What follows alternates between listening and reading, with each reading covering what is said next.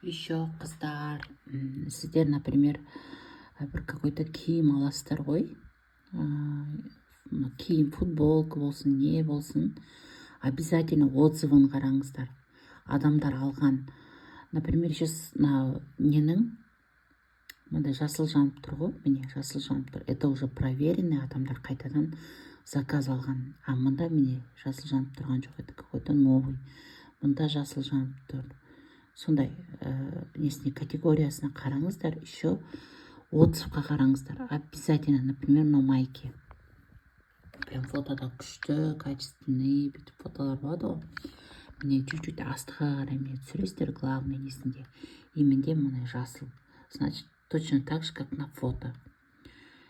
И міне аударамыз. Цвет не тускнеет, дейді, фигура хорошая. Сначала сомневалась, что купила. Потом она не должна быть намного лучше. Это за крайнюю изображение. Такую цену можно купить одежду. Нормальный театр. Еще мне мына беру жеріне кіріп, отзывтың, міне отзывтар бар. Отзывтың міне мына жеріне кіріп, фотоларын қарауға болады. Например, міне адамдар алған. Көрдіңіздер ма?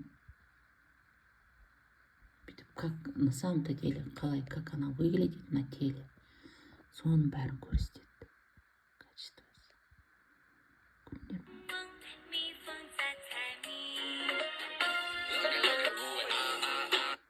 Осылай қарап алуға болады. Например, кеше бір қыз маған мынандай киім алып берші деп жіберген. Бірақ енді ол киімді қазір қарай алмаймын. Қазір басқа бір киім қарайық. Аяқ киімнің өзі, например. Міне кіреміз, міне аяқ киім. Прям күшті, міне қараңыздар, күшті. И мында тоже міне несі жақсы, отзывын оқып көрейік.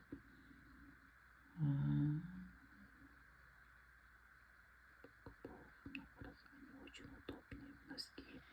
Бренда, размер обуви стандартный. Получила доставку. Очень быстро логистика тоже.